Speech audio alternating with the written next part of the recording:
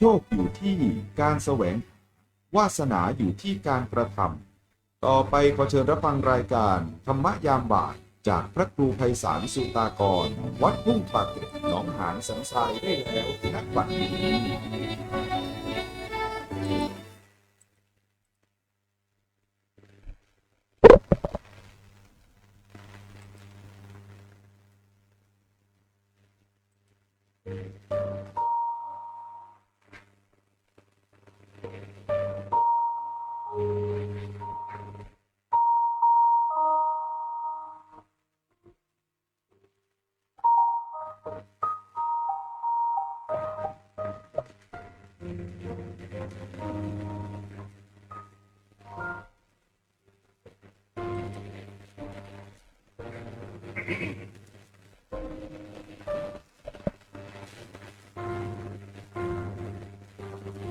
ก็ยกมือ10 นิ้ว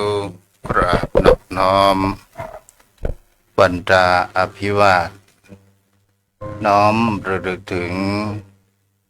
อย่างพระอรหันตสัมมาสัมพุทธเจ้าผู้แสวงหาซึ่งประโยชน์อันยิ่งใหญ่ขอนอบน้อมอย่างพระธรรมคำสอนในศาสนานี้ที่องค์สมเด็จพระสัมมาสัมพุทธเจ้าได้ตรัสแสดงไว้ดีแล้วขอนอบน้อมระลึกถึงอย่างพระสงฆ์สาวกหมู่ใหญ่ผู้มีทิฏฐิหมดจดระงดงามโดยเสียงก้าวของข้าพเจ้าและขอถวายความเคารพนอบน้อมไว้สามายังครูบาอาจารย์พระเถรานุเถระพระภิกษุสงฆ์สามเณรพระสังฆาธิการสงฆ์สมณศักดิ์บัณฑิตนักปราชญ์ท่านผู้มีความรู้ทุกรูปทุกตนทุกองค์ที่รับฟังอย่างรายการธรรมยามบ่ายณขณะนี้มาด้วยความเคารพขอเจริญสุขเจริญธรรมไม่ยังปออกไม่ออกศรัทธาอันมีป่อมอนแม่มอนป่ออุ้ยแม่อุ้ย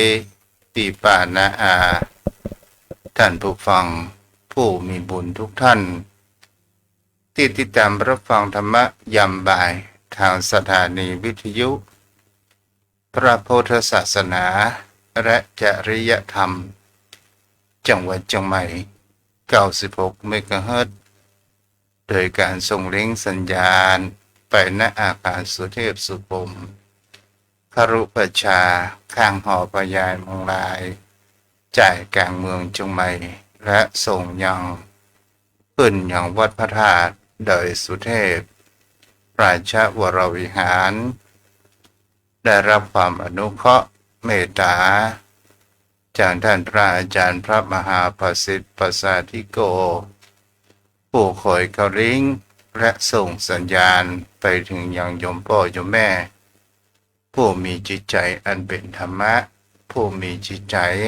อันแนบแน่นในพระรัตนตรัย และรัตนอุบาสกพ่อครูวันรบนามวงพรหมผู้อำนวยการสถานีวิทยุที่ในรายการแห่งนี้มาด้วยดีตลอด วันนี้เราก็มาอยู่กับกันในช่วงใกล้จะสิ้นปีพุทธศักราช 2568สถานญาติโยมทั้งหลายวันเวลานั้นเป็นสิ่งที่ผ่านไปบางคนนั้นมีความสนุกสนานมีความเพลิดเพลินอาจจะลืมปีลืมวันนั้นไปแต่บางคนที่มีความเจ็บทรมานมีปัญหาและอุปสรรคพอเวลานั้นผ่านไปเหมือนอย่างกับราชานั้นเกิดขึ้นแต่ที่จริงวันเวลามันก็เดินไปตามเวลาของมันนั่นเองนอกจากว่าฤดูกาลถ้าเป็นฤดูหนาวหน้านี้ตะวันหรือว่าพระอาทิตย์นั้นจะรับขอบฟ้าไปเวยแต่เวลาตอนกลางคืนนั้นยาวนั่นก็หมายถึงเขาว่าเวลาก็เหมือนเดิมแต่การผลของว่าโลกหมุนไปบุยน้อยนึงสถานญาติโยมทั้งหลายวันนี้ก็จะได้มาผู้หมายจ๋าเกี่ยวกับภาษาธรรมะอยู่เป็นกูกับโยมพ่อโยมแม่ท่านผู้ฟังทุกวันจันทร์วันอังคารอยู่กับตนตัวอาตมาภาพพระครูไพศาลสุตกรเจ้าอาวาสวัดทุ่งปะเก็ดตำบลหนองหานอำเภอสันทรายจังหวัดเชียงใหม่ออกในนามของคณะสงฆ์จังหวัดเชียงใหม่และในนามคณะสงฆ์อำเภอสันทรายโดยมีหลวงพ่อท่านพระครูกุศลธรรมวิจัยผู้ได้เป็นอธิบดีสงฆ์เจ้าคณะอำเภอสันทรายได้มอบหมายคือทางทุเจ้าอาวาสได้ออกรายการวิทยุเพื่อเผยแผ่ธรรมะสู่ประชาชนถึงที่โยมพ่อโยมแม่ท่านผู้ฟังวันนี้ก็เฮาก็จะมาแห่งเขาว่าวิถีชีวิตของคนเฮานี้ถ้าเฮาระลึกถึงอย่างแห่งพระคุณขององค์สมเด็จพระสัมมาสัมพุทธเจ้าบนโลกใบนี้สถานญาติโยมทั้งหลายถ้าองค์พระตถาคตเจ้านั้นบ่ได้บังเกิดขึ้นบนโลกใบนี้แต่เฮาก็รู้ว่าพระองค์นั้นได้ตรัสบอกไว้ว่าถึงพระองค์นั้นจะอุบัติเกิดขึ้นหรือบ่ได้อุบัติก็ตามวันเวลาโลกใบนี้มันก็หมุนเวียนไปประการเช่นนี้ก็คือกันเดียวก็เป็นหน้าร้อนกันเดียวก็เป็นหน้าหนาวก็เป็นกันเดียวก็เป็นหน้าฝนวิถีชีวิตของคนเฮาก็เหมือนกันมันก็มีการเปลี่ยนแปลงไปแต่ละปีถ้าเฮาย้อนมองย้อนหลังไปความเป็นละอ่อนความเป็นวัยรุ่นความเป็นพ่อเป็นแม่มันก็เหมือนผ่านมาแต่ว่าวันศืนนี้เองนี่ก็เป็นสิ่งที่จะเห็นว่านี่ก็คือเป็นวัฏจักรแห่งคำว่าบนโลกใบนี้เป็นธรรมชาติแต่สิ่งที่พระพุทธองค์อุบัติเกิดขึ้นบนโลกใบนี้นั้นเอาก็ย้อนไปแห่งเขาว่าพลังชมพูทวีถ้ามามีมหาบุรุษผู้เสียสละ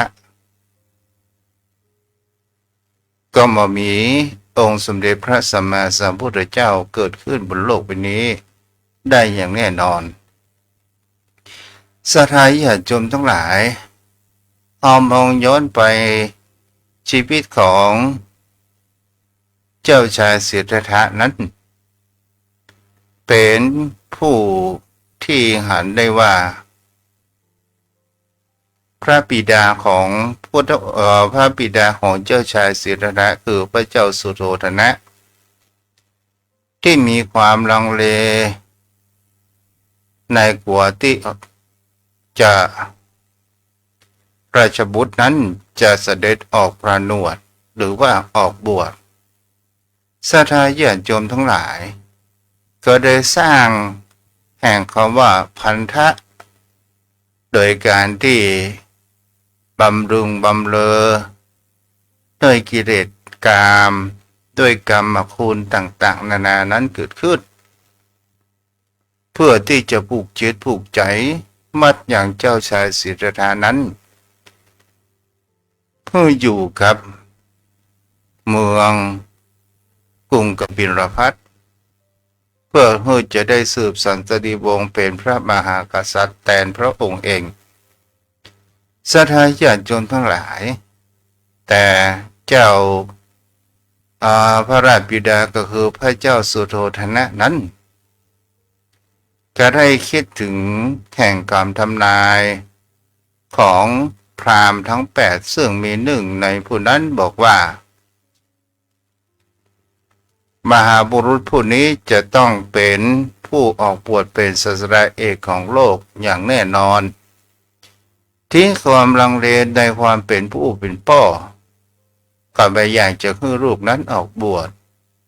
ก็โดยสร้างปราสาทถึง3 ฤดูบำเรอด้วยกรรมคุณสาวงามต่างๆนานานั้นเกิดขึ้นแล้วก็ได้สร้างเมืองเมืองหนึ่งซึ่งคัดคนใดเป็นคนเฒ่าคนแก่นั้นออกไปคนขี้เลวขี้เลนนั้นก็ไปอยู่เมืองใหม่เกิดขึ้นทีนี้แหละความจริงก็คือความจริงมันมามีสิ่งที่จะปิดบังแห่งความจริงบนโลกใบนี้นั้นได้วันเวลาผ่านไปในการที่ผู้คนเฮานั้นอยู่ในหลอบผลว่าลูปในเดิมๆจะมาก็มีผู้รับใช้จะอาบน้ำอาบท่าจะกินอันหยังก็มีนางพระข้าราชบริพารนั้นรับใช้นั้นอยู่ตลอดนั้นก็หมายถึงว่าพระเจ้าสุโธทนะนั้นมาเฮยการอะไรหยังมาได้ออกไปแอวที่ไหนต่างๆนานานั้นเกิดขึ้นจนเจ้าชายอายุได้16 ปีก็เลยหาอย่างแห่งว่าพระราชญาณนั้นเกิดขึ้นก็คือพระนางพิมพาหรือว่ายโสธราบางที่ก็ห้องรวมกันว่าพิมพายโสธราศรัทธาญาติโยมทั้งหลายทีนี้เนี่ยมันก็เริ่มมีแห่งคำว่าพันธะความผูกพันเกิดขึ้นเมื่อความผูกพันเกิดขึ้นจะเห็นได้ว่าไม่ได้ก็อยู่ในกรอบสี่เหลี่ยม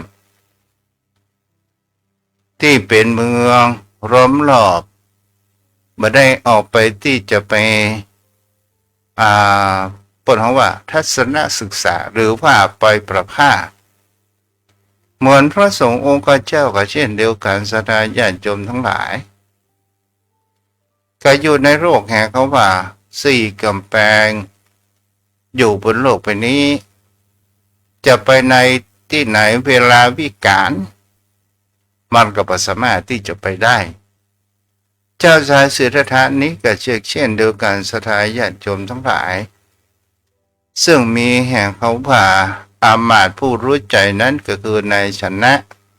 ซึ่งเป็นนายเจ็ดที่เกิดพร้อมกับเจ้าชายสิทธัตถะก็ได้พากับเจ้าชายสิทธัตถะนั้นได้เสด็จประพาสได้ไปหันยังคนแก่และก็คนเจ็บ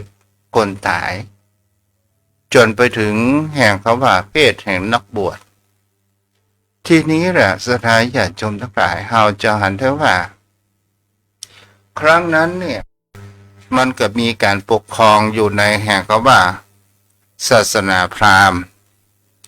ซึ่งศาสนาพราหมณ์นี้ก็เป็นศาสนาที่เอารัดเอาเปรียบบุคคลถ้าเอาอู้ไปแล้วศาสนาพราหมณ์นั้นก็ถือว่าเป็นผู้เกิดแห่งเจ้าว่าพระโอษฐ์ของจากจากพรหมกษัตริย์นั้นเกิดจากแขนของพระพรหมอันนี้ก็เป็นสิ่งที่จะเห็นได้ว่าความเป็นพราหมณ์บางครั้งบางคราวพราหมณ์บางคนนั้นเกิดเอารัดเอาเปรียบข่มเหงกับบุคคลที่ตกทุกข์ได้ยากหรือว่าบุคคลที่มีวรรณะอื่น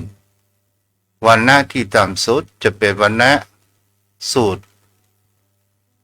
วรรณะสูตรนี้ก็เป็นผู้ที่รับใจเกิดขึ้นจะกินของดีๆเหมือนดังเพิ่นก็ไม่ได้กินจะอาบน้ำที่ใสสะอาดอย่างครับวรรณะอื่นนั้นก็ไม่ได้อาบแล้วก็หันว่าการอารัดเอาเปรียบประการเช่นนี้มันเป็นการข่มเหงนั้นเกิดขึ้นเจ้าสายศิระผ่านประการเช่นนี้ผ่านแล้วว่าชีวิตของคนเฮานั้นมีความยากความลำบากมีความทุกข์ต่างๆนานานั้นเกิดขึ้นเลยเป็นผู้เสียสละอันยิ่งใหญ่เพื่อแสวงหาแห่งความ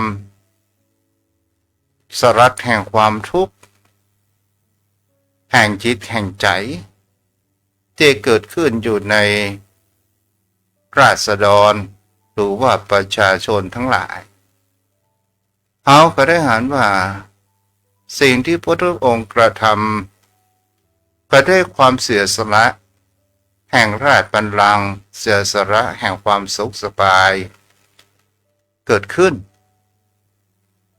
แล้วก็ได้ออกประนวดเมื่ออายุ29 พรรษาหรือว่าอายุ29 ปีและก็ได้แสวงหาแห่งคำว่าครูบาอาจารย์นักพจน์ต่างๆซึ่งอยู่ในช่วงนั้นเกิดแคว้นต่างมคตแคว้นโกศลเกิดหันว่ามีสำนักครูบาอาจารย์ที่ปฏิบัติสุดตรงก็มีอยู่หลายท่านหลายคนด้วยกันเจ้าชายสุดท้ายนั้นก็ได้เดินลัดป่ายากลำบากโดยบางครั้งบางคราวก็โดนหินบาดพ่องหนามเหยียบหนามพ่อง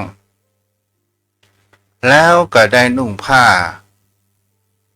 แบบคนขอทานนุ่งผ้ากาสาวพัดผ้าพุทธผ้าขาดพ่องในยุคในสมัยนั้น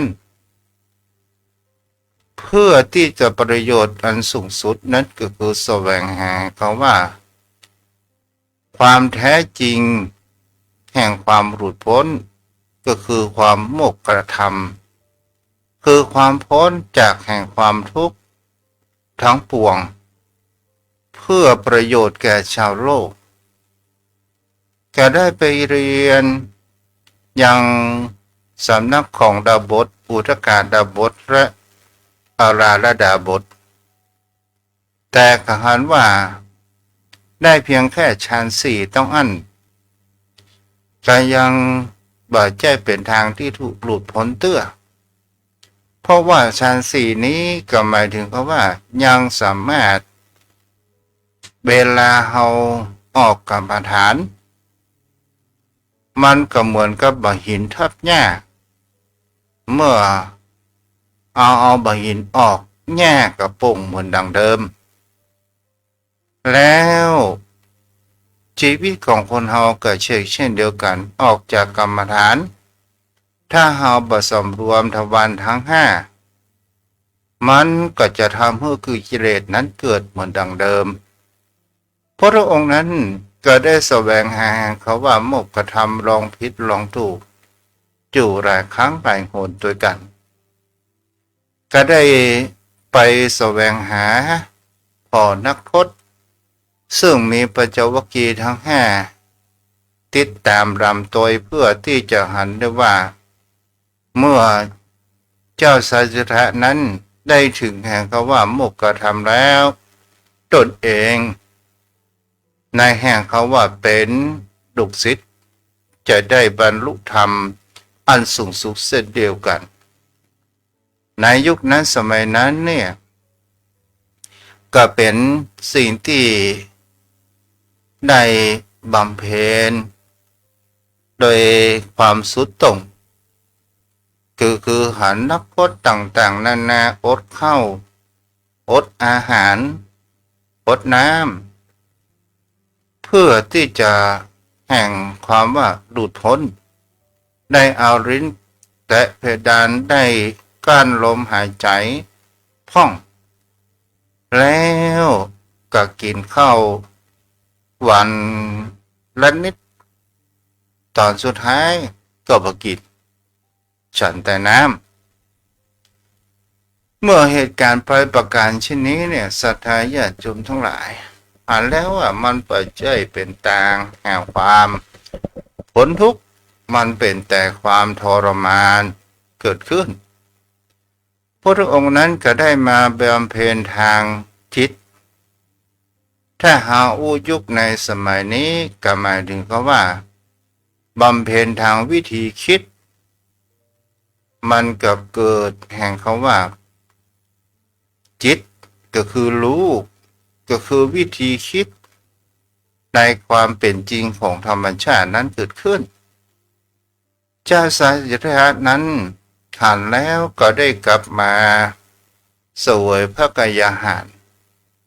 แล้วได้อาบน้ำอาบท่า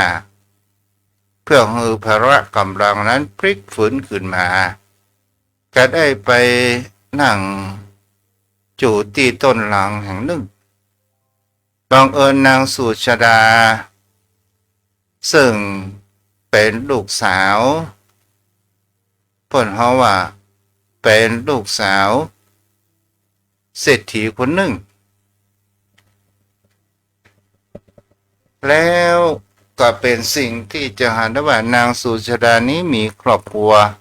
แต่บังเอิญได้ไปบนบานศาลกล่าวเพราะว่ายังไม่มีลูกอยากจะขอเทวดามาเกิดเป็นลูกของตัวเองเมื่อบนบานศาลกล่าวเสร็จแล้วศรัทธาญาติโยมทั้งหลายวันนั้นที่ก็ได้ถือข้าวมัทุปายาตไปบังเอิญกับไปหันอย่างเจ้าชายผู้ไผ่ผอมได้นั่งที่ปืนเก่าไม้ลังกันนึกว่าเป็นเทวดาศรัทธาญาติโยมทั้งหลายเพราะมีผิวพรรณนั้นเปล่งปลั่งแล้วก็เป็นสิ่งที่จะหันได้ว่าเจ้าชายมหาบุรุษผู้นี้หันแล้วก็ได้บอกให้นางสุชาดาว่าเฮาบ่ใช่เป็นเทวดาก็ได้กลับมาเสวยพระกายอาหารก็คือข้าวมัทุปายาตแล้วก็ไปนั่งได้ลอยถาดทวนกระแสน้ำด้วยจิตอธิษฐานและไปนั่งที่พื้นเก่าไม้ลังในช่วงกลางวันช่วงกลางคืนนั้นก็ไปนั่งโคอยู่ที่ต้นสีมหาโพธิ์สาญาติโยมทั้งหลายเขาก็ดูแห่งเขาว่าบุญญาบารมีของคนเฮานี่แหละเป็นที่สั่งสมถึงมีความแก่กล้าและก็จะได้แห่งสัจธรรมนั้นเกิดขึ้นในยามนั้นเนี่ยพระองค์ได้บรรลุถึงแห่งเขาว่าฌานเจติวิมุตติและบรรลุเป็นพระสัมมาสัมโพธิญาณในรุ่งเจ้าแล้วก็ได้หันว่าพระองค์นั้น ก็เป็นแห่งความมีความเมตตาเกิดขึ้นและก็หันว่าคนเฮานั้นเกิดมาเท่าเทียมกันต่างกันว่าใครจะมีคุณธรรมใครจะมีจิตใจดีมากน้อยกว่ากันเท่านั้นนี่เป็นสิ่งที่สำคัญมากที่สุดจะหันได้ว่าพระองค์นั้นถ้าเฮาอู้ไปธรรมะของพระองค์เป็นธรรมะประชาธิปไตยใครที่มีความเริ่อมใสสามารถที่จะเอานำไปแก้ปัญหาเกิดขึ้นในชีวิตนั้นได้พระเป็นยาขนาดเอกที่ก่อให้เกิดแห่งเขาว่าหายโรคภัยไข้เจ็บทางด้านจิตใจและกายของคนเรานั้นได้ศรัทธาญาติโยมทั้งหลายวันนี้เราก็จะมาอู้มาจาในเกี่ยวกับคำว่าพระองค์นั้นได้มีคำว่าหลักธรรมของพระองค์เปรียบเหมือนธรรมชาติอย่างแท้จริงเกิดขึ้นทั้งมืดมาสว่างไปสว่างไปมืดมาก็เหมือนดังพระอาทิตย์แม้กระทั่งม้าอาชนัยแม้กระทั่งลูกศรแม้กระทั่งบุคคลผู้ฝึกก็ตามแม้กระทั่งความเป็นนักรบก็ตามสถานญาติโยมทั้งหลายวันนี้จะได้มาอู้มาจาในแห่งความนักรบก่อนนั้นก็ขออนุโมทนากับโยมแม่วิไรวรุณหาการที่ได้ร่วมทำบุญเป็นกำลังใจกับลูกทุกเพื่อเป็นจตุปัจจัยในการไปเยี่ยมเยียมของโยมแม่ของอาตมาที่อำเภอฮอดมันก็ใช้ระยะเวลาเดินทางไกลแม่ก็ได้ร่วมทำบุญ500บุญญาบารมีแม่จันเพ็ญคำโพธาน1,000บุญญาบารมีแม่อารีสดับ200บุญญาบารมีแม่วรีเกษมพันธ์200บุญญาบารมีและวันนี้แม่วรีเกษมพันธ์ก็มาถวายอาหารเป็นก๋วยเตี๋ยวก็อร่อยเนาะก็ขออนุโมทนากับโยมพ่อโยมแม่ที่ได้ทานุบำรุงพระพุทธศาสนาได้ร่วมเป็นพูดเขาว่าเป็นกำลังใจอยู่ได้กับโยมพ่อโยมแม่ที่ได้อุปถัมภ์อุปถากและขอบจูนอนุโมทนาทางอาจารย์ดร.ธเนศแก้วกำเนิดอันนี้ก็ได้ทำบุญอยู่เป็นประจำ300บุญญาบารมีในแค่อินเทอร์เน็ตโยมพ่อโยมแม่ถ้าอินเทอร์เน็ตมาได้จัด2 เดือนเนาะแล้วก็มันตกอยู่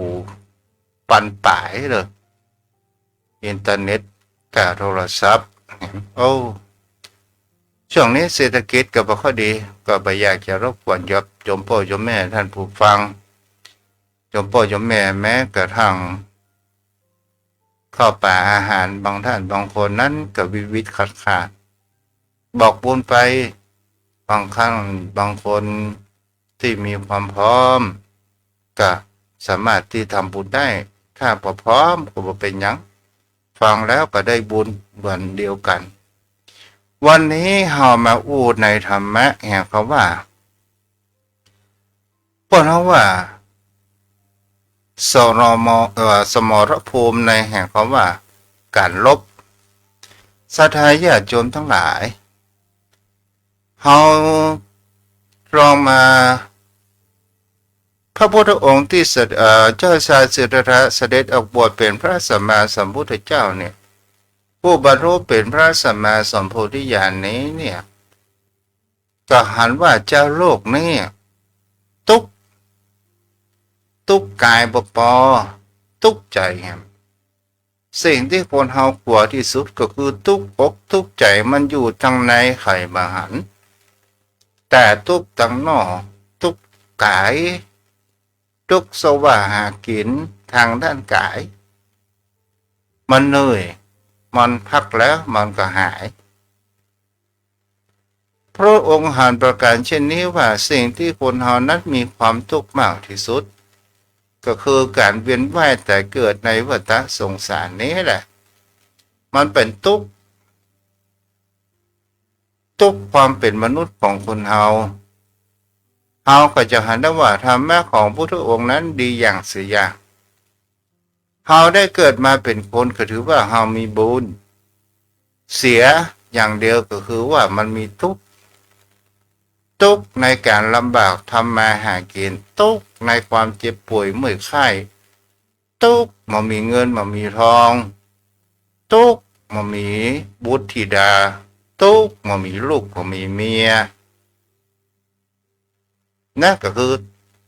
ทุกคนสถาญาติโยมทั้งหลายเศรษฐีก็ทุกข์คนทุกข์ก็ลำบากตัวเจ้าก็ทุกข์อย่างตัวเจ้า และกทีนี้เนี่ยเป็นหันได้ว่าพุทธองค์นั้นแสวงหาค้นธรรมเพื่อหาวิธีหาคำว่าความแก้ทุกข์เพื่อมาช่วยบรรเทาให้บุคคลเหล่านั้นให้บรรเทาแห่งการกระทำอันแห่งความชั่วช้าอันเป็นกิเลสต่างๆนานาที่มันเป็นตัวบ่มเพาะให้เฮานั้นเวียนว่ายแต่เกิดพบแล้วพบเล่าอย่างนี้อยู่ตลอดสิ่งที่จะเป็นแห่งคำว่านักรบที่จะไปสู้ข้าศึกขององค์สมเด็จพระสัมมาสัมพุทธเจ้าเนี่ยมันก็จะต้องมีแห่งคำว่าการรบนั้นจะต้องมีแห่งคำว่าขุนพลพระองค์นั้นก็มีขุนพลนักรบแห่งฝ่ายพญามารก็มีขุนพลเช่นเดียวกันนั่นก็คือกิเลส3ของโลภโกรธหลงนี้เองแต่ขุนพลของพระองค์นี้เนี่ยสถาญาติโยมทั้งหลายเราก็ลองมาดูสังเกตแห่งเขาว่าจะต้องมีพละกำลังอยู่มากมายที่จะทำให้เขานั้นมีขุนพลที่มีความแข็งแกร่งสามารถที่จะจูรบฟันฝ่าอย่างขุนพลของข้าศึกนั้นได้พระองค์นั้นได้แบ่งแห่งคำว่ากำลังออกไปอยู่3สายด้วยกัน1ก็คือทาน2ก็คือศีล3ก็คือภาวนานี่แหละเป็นสิ่งที่เราจะเห็นได้ว่าพระองค์ได้ตรัสบอกหากเขาว่าขุนพลทั้ง3สายนี้เนี่ยต้องฝึกปืนต้องออกไปเป็นนักรบนั้นให้ได้เราจะเห็นได้ว่าเราอู้กันติดปากอยู่สม่ำเสมอว่าทานศีลภาวนาแต่เราเคยฝึกปืนมากน้อยขนาดไหนเล่าเป็นสิ่งที่บุคคลเฮานั้นจะเห็นได้ว่าสิ่งที่เราเข้าใจกันง่ายนั่นก็คือการลงมือปฏิบัติอันเป็นที่เราฮ้องภาษากันว่าปุญญากิริยาวัตถุคือวิธีในการทำบุญศรัทธาญาติโยมทั้งหลายนักรบมันก็มีต้องกองทัพธรรมในที่นี้ก็คือทานศีลภาวนาศรัทธาญาติโยมทั้งหลายแล้วเราจะเอานักรบเหล่านี้ไปสู้กับอะไรอย่างล่ะกองกำลังสายทานจะต้องต่อสู้กิเลสที่คำว่าโลภะกองกำลังสายศีลนั้นต่อสู้กิเลสสายโทสะกองกำลังภาวนาต่อสู้กิเลสสายโมหะศรัทธาญาติโยมทั้งหลาย ถ้าเฮาอู้กรุงศรีอยุธยาที่มันแตกอยู่สองครั้งก็เพราะว่าบ่ได้ฝึกปูทหารเอกนั้นอย่างแข็งกล้าล้านนาของเฮาตกเป็นเมืองขึ้นของพม่าตึง200กว่าปีก็เพราะว่าเฮามามีขุนพลที่มีความแข็งแกร่งเกิดขึ้นมันก็เลยทำให้ข้าศึกนั้น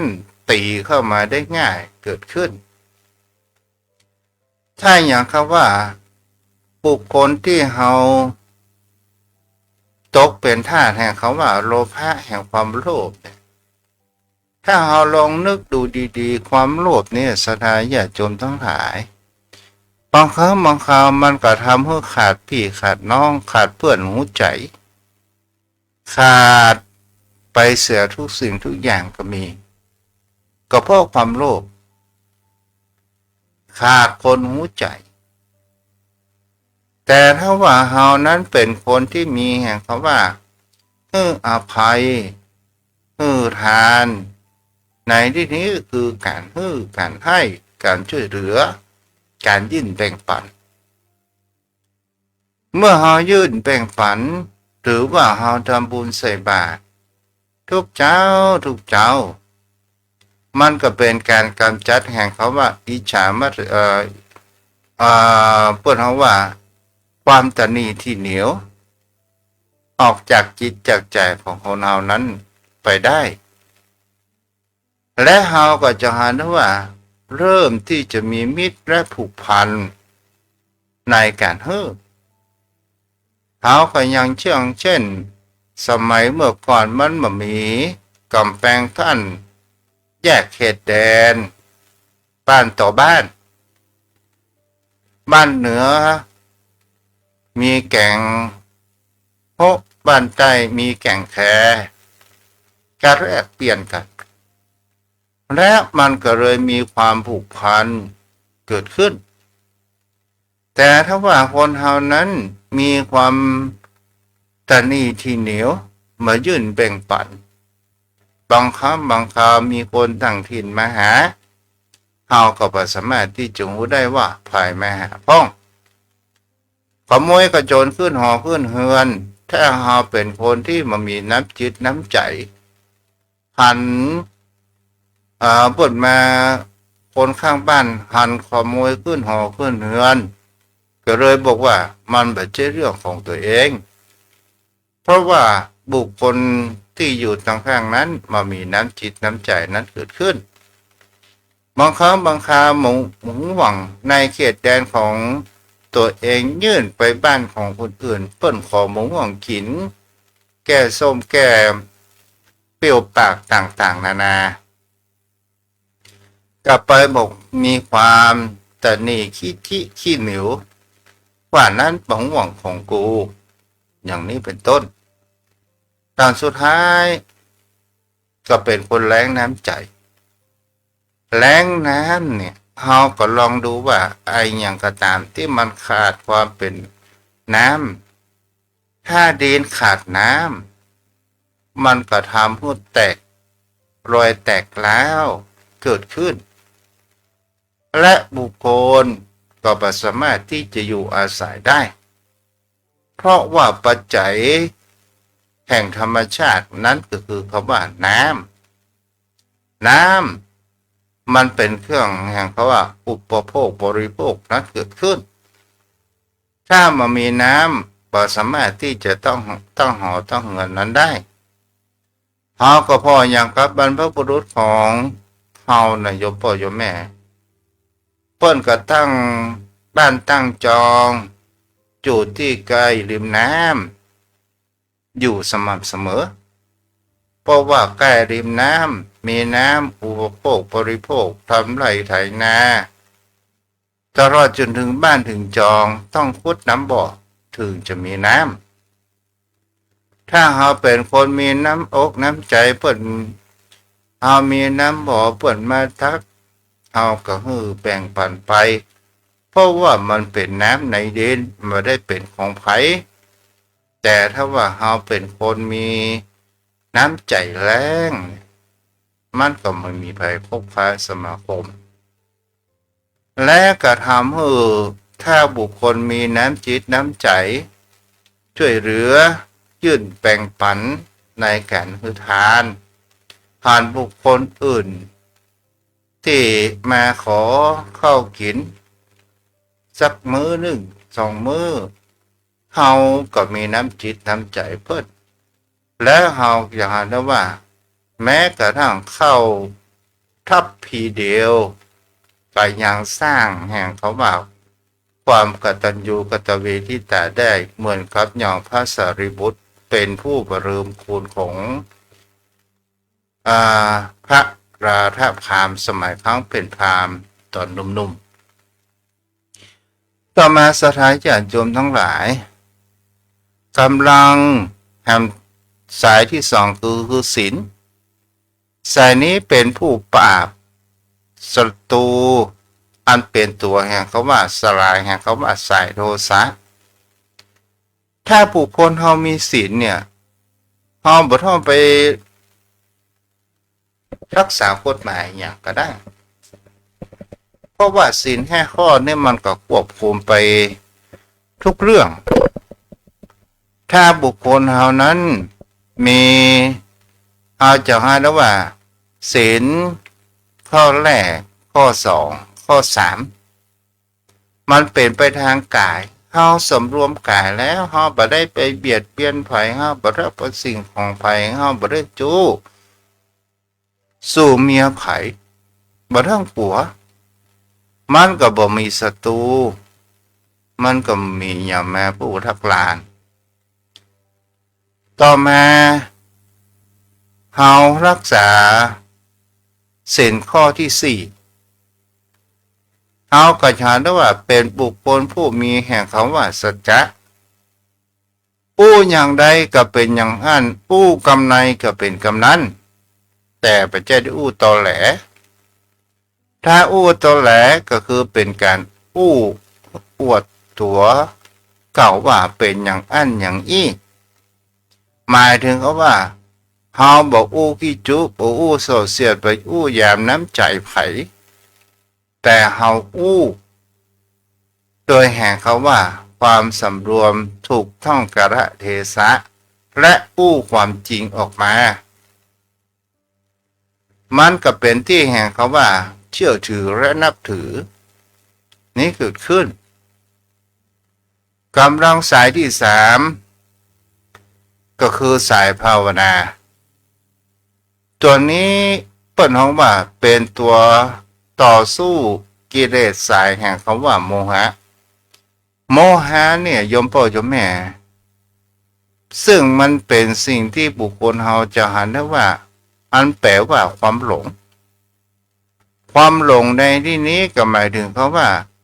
อยู่ในกลุ่มก้อนของตัวอวิชชาที่มาบังจิตบังใจให้เฮานั้นมาหันหน้าปีนหาน้องเมื่อมีผลประโยชน์เกิดขึ้นเฮาบ่ได้หันแห่เขาว่ามิตรสหายเอาตัวเองนั้นรอดบ่ได้เกิดแห่งเขาว่าเคยร่วมสุขร่วมทุกข์กันตัวโมหะเนี่ยมันปิดบังแห่งความเปิดเขาว่าปิดบังแห่งความจริงบางครั้งบางคราวก็เป็นสิ่งที่จะหาได้ว่าเหมือนเขาปลูกโคนต่อก่อนนี่มีความลำบากบังเอิญเพื่อนที่เคยลำบากมาด้วยกันแต่ตัวเองบังเอิญนั้นได้ดีได้ดีนั้นไม่ภายหลังแต่เพื่อนนั้น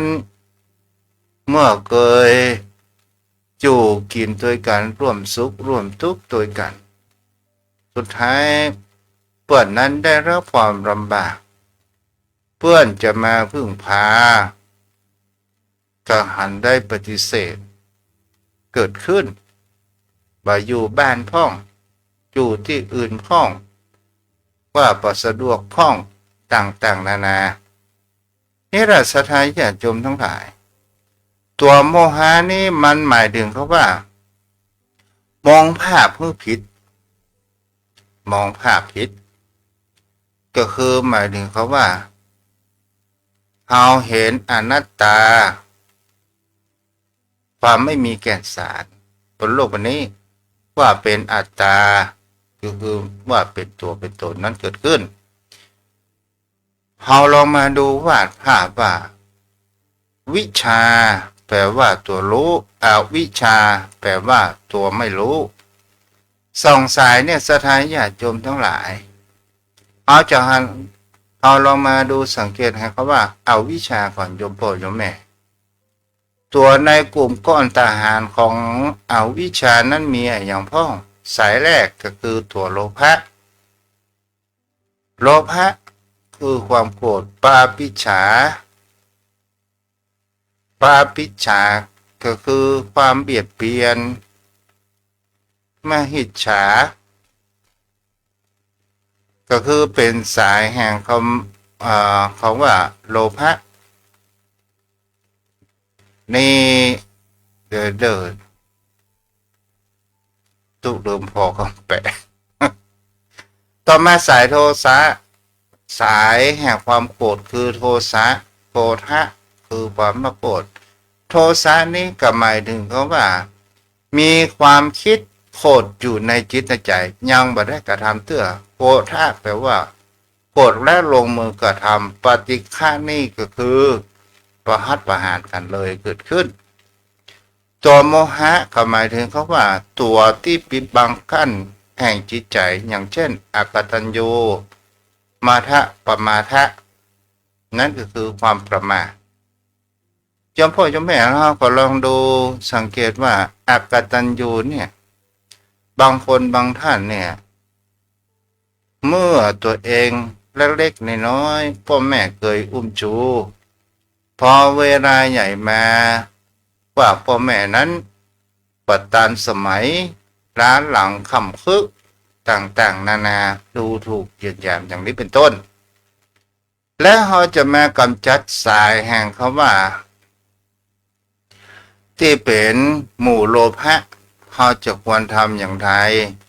นั่นก็คือความสันโดษหิริก็คือความละอายเก่งกลัวต่อบาปจาค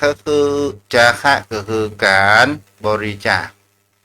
สัมมาอาชีวะก็คือประกอบอาชีพอย่างสุจริตเกิดขึ้นต่อมาสายศีลที่จะปราบตัวแห่งโทสะนั้นก็คือมีคำว่าเมตตากรุณาโอตตัปปะขันติธรรมะอโกทะเมตตาก็คือความรักกรุณาก็คือความสงสารโอตตัปปะความเก่งกลัวต่อบาปหิริความละอายแก่ใจตะกี้เนาะโอตตัปปะความเก่งกลัวต่อบาปขันติก็คือความอดทนธรรมะก็คือความข่มจิตข่มใจอาโกทะก็คือความประโกฏสิ่งที่เป็นตัวจะเป็นเอามาเป็นทหารขุนศึกอยู่ในตัวปราบแห่งเขาว่าโมหะเมื่อมันลงไปก็คือวิมังสาอุปสมะอาสติปัญญาสมาธิโยโสมนสิการธรรมวิจยะอัปปมาทะพังหุสจะหมายถึงเป็นสิ่งที่หาเขาว่าวิมังสาก็คือความถูกต้องอุปสมะก็คือความที่คนเรานั้นเข้าใกล้หาบัณฑิตสติก็คือมีความระลึกได้อยู่เสมอปัญญาจะเกิดขึ้นในการเจริญสมาธิภาวนาอยู่ในการที่ว่าเขาอยู่คนเดียวและพิจารณาเมื่อมีปัญญาสมาธิถ้าเรามีการพิจารณาจะเชื่ออันหยังจะไปเชื่อง่ายๆโยโสมนสิการธรรมวิจยะก็เป็นธรรมที่เราต้องมีแห่งคำว่าวิจัยสองตัวนี้โยโสมนสิการกับธรรมวิจยะมันต่างแห่งคำว่าเปิดของว่าไวยพจน์แต่ความหมายคล้ายคลึงกันอัปปมาณธรรมก็คือธรรมที่มันมีความประมาทถ้าหูสัจจะก็คือเป็นคนที่มีแห่งเขาว่ามีความ ฟังมากๆจะทำให้คนเฮานั้นรู้แห่งความจริงนั้นเกิดขึ้นโยมพ่อโยมแม่ท่านผู้ฟังเลือกไปพอทารังอุงวนเนาะเลือกไปพอเวลาเป็นตอนนี้ก็บ่าย3:44 นาทีวันนี้ผู้ที่ตามหลายคนติดชมรับฟังรายการทาง Facebook รับชมรับฟังกันมีปีนะน้องคนเดิมปอดหนานกำพลดวงดี แม่ครูธนัญญาแม่คำนวณกำลังแข็งโยมปีวัสนากันทวีแม่ทองคำที่วงคำเนาะผู้ที่ตามทางมือถือแม่น้อยประสางแม่หอมในแม่หอมแม่น้อยประสางแม่หอมแม่น้อยในเมืองแม่หอมประสางเนาะถ้าโยมพ่อโยมแม่ท่านผู้ฟังก็มาอู้กับพ่อหลานสายันกับน้องจะเห็นได้ว่าพระพุทธองค์นั้นเป็นผู้มีความที่เสียสละเพื่อประโยชน์สุขแห่งคนในโลกนี้เนาะโยมพ่อโยมแม่ท่านผู้ฟังครับขอกราบแจ่มใสเวสาในเมตตาบารมีธรรมท่านเจ้าด้วยความเคารพอย่างสูงครับท่านพระคุณเจ้าครับเจริญพรเด้อเจ้า วันนี้เราได้มาอู้ในวัดจุดมุ่งหมายขององค์สมเด็จพระผู้มีพระภาคเจ้าของเราเนี่ยจะเห็นได้ว่าพระทุกองค์นั้นน่ะเสียสละทุกสิ่งทุกอย่างนะพะนั้นด้วยพระมหากรุณาธิคุณและยิ่งใหญ่ก็มีอย่างเปรียบเทียบได้ครับพระคุณเจ้าสละความสุขส่วนตกเพื่อความสุขความของเวทยสันทั้งโลกทั้งหลายครับท่านเจ้าครับเจ้าขออนุโมทนาโยมพี่กันที่กาตัวเด้อที่รับฟังเพราะนั้นว่าความมุ่งหมายของคนเฮาแท้ที่จริงเนี่ยถ้าเฮามองผิวเผินบนโลกใบนี้เนี่ยที่เฮาหันบุคคลที่มีแห่งเขาว่าแสวงหาทรัพย์สินเงินทองต่างๆนานาโดยการที่เหมือนกับว่าเขามีแล้วเนี่ยเหมือนก็จะบันดาลให้ชีวิตนี้อยู่ยืดยาวนานนะพะนั้นถ้าพูดถึงทางโลกียธรรมมันก็มีสิ่งเช่นนั้นมันมีส่วนเพื่ออำนวยความสะดวกเล็กๆน้อยๆครับท่านเจ้าแต่ถ้าเอาลูกหลงมันไปโดยที่เรารู้จักเหตุผลที่แท้จริงโดยทำให้เรายึดติดในการแสวงหาอันเป็นความโลภครับท่านเจ้าครับจ้ะแล้วเฮาก็เรามาดูแห่งบางครั้งเฮามาดูเหตุแห่งเขาว่ายศและอำนาจเงินตาความรุ่มหลงเหล่านี้เนี่ยมันมีที่สิ้นสุดเหมือนกันนะพะนั้นเนาะครับมันเป็นโลกธรรมครับพระพุทธเจ้ามันจีรังยั่งยืนครับและสิ่งตัวนี้แหละครับที่มันจะไปปิดบังหนทางเราที่จะทำให้เราหลุดพ้นได้เรายึดมั่นถือมั่นกับสิ่งนี้เกินไปแท้จริงแล้วมันไม่ใช่สาระแก่นสารครับท่านเจ้าครับทำให้เราลูกหลงเท่านั้นเองครับถ้าเราหูมาเท่าประทันนะครับท่านพระพุทธเจ้ายศถาบรรดาศักดิ์นี่มันแท้จริงมันเป็นสิ่งที่ได้มาด้วยแห่งความสามารถความขยันและคุณธรรมมันก็พะนั้นครับคุณธรรมที่จะสูงส่งกว่าแต่ว่าการยศอำนาจอันนี้มันเป็นการมีเพื่อได้ทำงานเพื่อเกิดความเจริญรุ่งเรืองใช่ว่าเพื่อเป็นการอวดการอ้างหรือการยึดติดในสิ่งนั้นครับท่านพระพุทธเจ้าแล้วก็ถ้าเราลองมาดูว่าคนเฮาก็เลยลืม ลืมวันตายเนาะพวกนั้นเนาะ ครับถ้าเอาลูกลงกับมันเอาเบาเพลินกับลูกกระทำไปกินหาลมที่ลืมปรารถนาครับและเราก็จะลืมเราจะลืมความตายที่จะมาเกิดขึ้นกับตัวของเราได้ เพราะว่าสิ่งที่มันอยู่ใกล้เราที่สุดนะแต่เรามองมามันก็คือความตายอยู่ในตัวเราใกล้ตัวเราที่สุดแต่ว่ามันปิดบังด้วยอันนี้เป็นสังกัดที่ประทับเพื่อเราดูได้ครับ มีอย่างพ่อของพวกนั้น พอทุกที่ค่าประกาศนี่ก็คือว่าตายที่ไหนตายเมื่อใดตายได้เหตุอย่างตายแล้วไปที่ไหนเนี่ยครับท่านหลวงปู่เจ้าบ้านโดยไปจากพยากรณ์ได้ก็เกิดจากผู้บรรลุธรรมชั้นสูงผู้ที่ได้เข้าสู่กระแสของพระนิพพานแล้วนี่เปิดสามารถรู้แต่มันก็ที่สำหรับผู้ชนว่าจะทำเพื่อรู้ความตายอย่างล่วงหน้าเพื่อความกลัวถ้ามันไม่ได้เจริญมรณสติครับไม่ได้นึกถึงสัจธรรมหรือพระไตรลักษณ์แล้วจะทำให้เกิดความกลัวสะดุ้งสิ่งนี้ในสิ่งที่จะเกิดเป็นภัยเกิดจากความตายได้ครับท่านเจ้าครับ เขาก็หันได้ว่าอย่างกับบุคคลที่มียศถาบรรดาศักดิ์เนี่ย เมื่อหมดอายุการจะเกษียณก็ตาม หรือว่าจะหมดวาระก็ตามเนี่ยตอนสุดท้ายธรรมชาติก็เรียกร้องเอาคืนหมดเนาะพระนันเนาะถ้าได้มาด้วยประสุจริตนะ มันเป็นการสมมติขึ้นแล้วนั่นเองท่านต้องเจ้าและทุกสิ่งทุกอย่างมันก็ต้องปล่อยวางถึงผมปล่อยวางมันก็ต้องคืนที่ธรรมชาติผู้อย่างผู้หันนะครับเกิดขึ้นตั้งอยู่แล้วมันก็ต้องดับไปทุกสิ่งทุกอย่างที่สมมติขึ้นนั้นมันก็ไม่ได้อยู่กับเราตลอดไปนะครับมันไปอยู่ถ้าเกิดคือดีถ้าเกิดคือดูงานมันก็แค่เกษียณนะเพราะว่าตำแหน่งหน้าที่นั้นมันเป็นหน้าที่ที่เราทำงานคือเรามีหน้าที่ในการทำงานในนั้นในส่วนของงานเป็นงานไปครับเป็นตำรวจเป็นคนรวมก็ทำหน้าที่ในส่วนนั้นถ้าเกษียณไปแล้วก็หมดหน้าที่ที่จะทำนะครับเจ้า พระนัน ไม่ทราบครับ มีเรื่องเล่าอันอยู่อันเรื่องหนึ่ง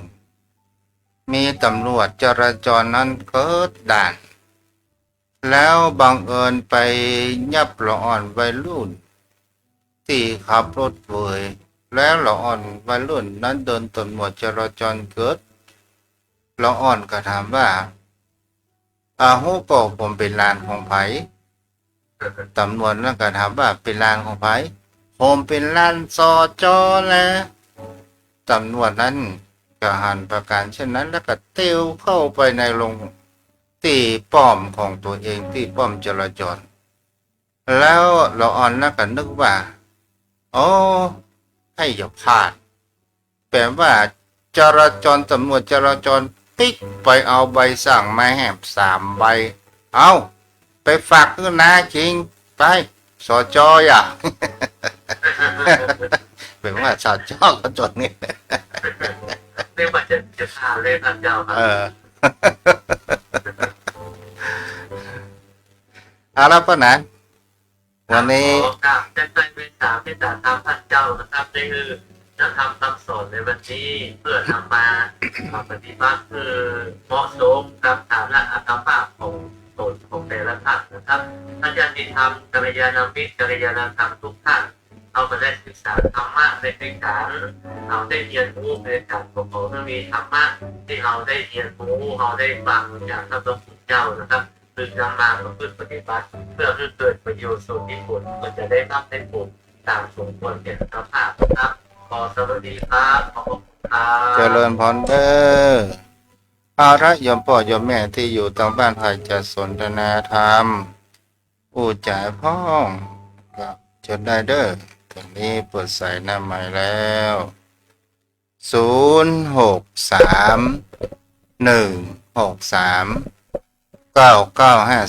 0631639950วันนี้อากาศ25 องศาเด้อโยมพ่อโยมแม่สวดมนต์ค่ำปีนี้ทางวัดทุ่งประเกศก็ได้ทำเทียนได้มีพิธีสวดทบทเคราะห์แล้วก็สวดมนต์ค่ำปีแล้วก็ทำบุญใส่บาตรเที่ยงคืน กะ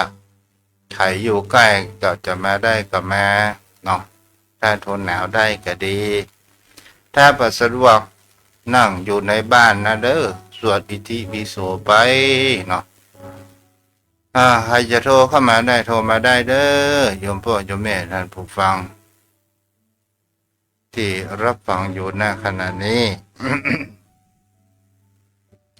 0 6 3 1 6 3 9 9 5 0รถยนต์โยมแม่อารี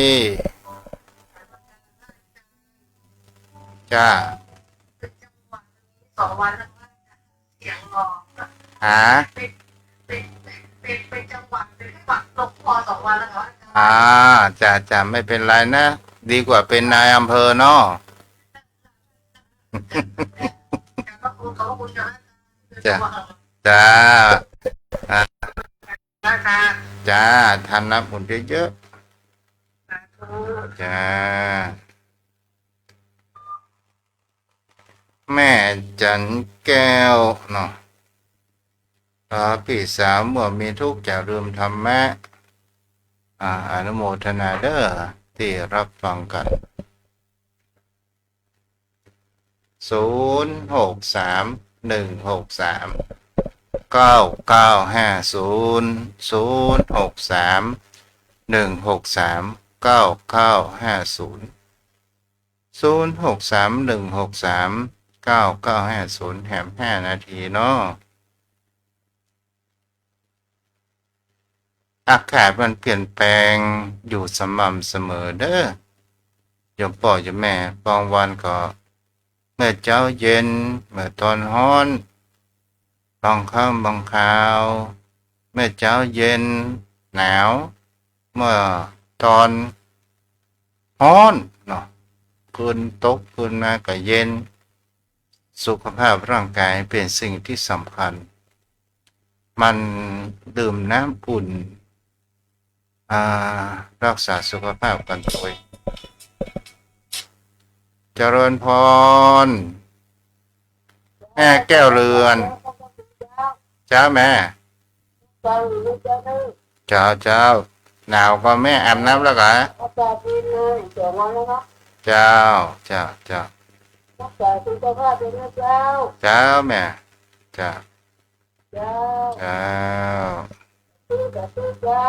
้าบุญรักษาเด้อ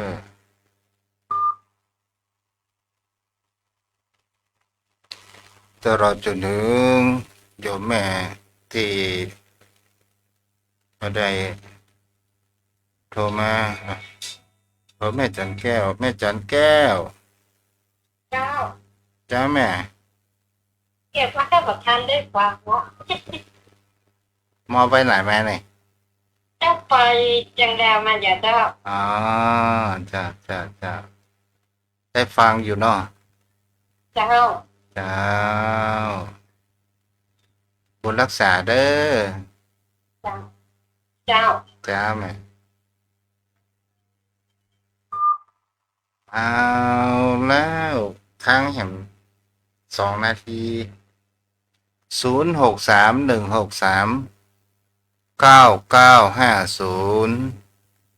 063-163-9950 แม่เลี้ยงเสาหินให้สบายแล้วเนาะเดี๋ยวแกนแล้วงานทุลุง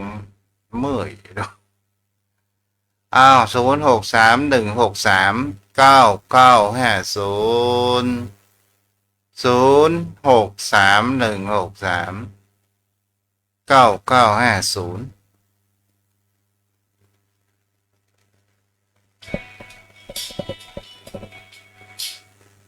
เจริญพ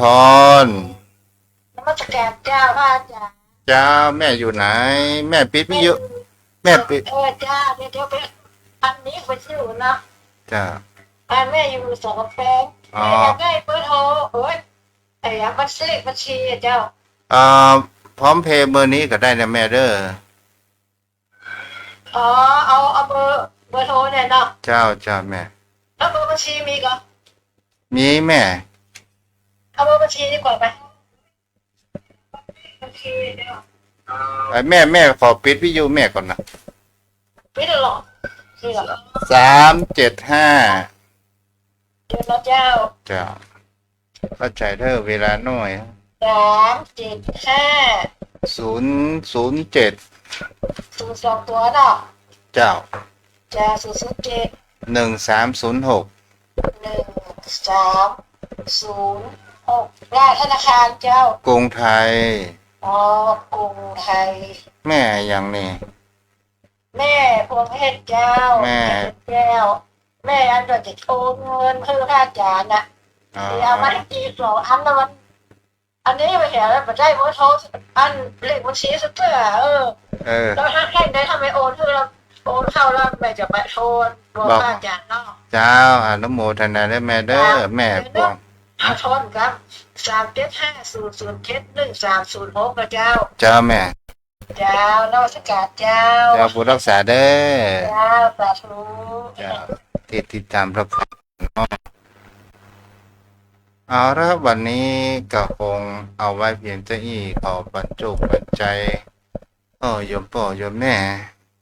มีสุขภาพร่างกายแข็งแรงมีสิ่งดีๆเข้ามาในชีวิตเด้อขอบุญรักษาอายุวโนสุขังพระลัง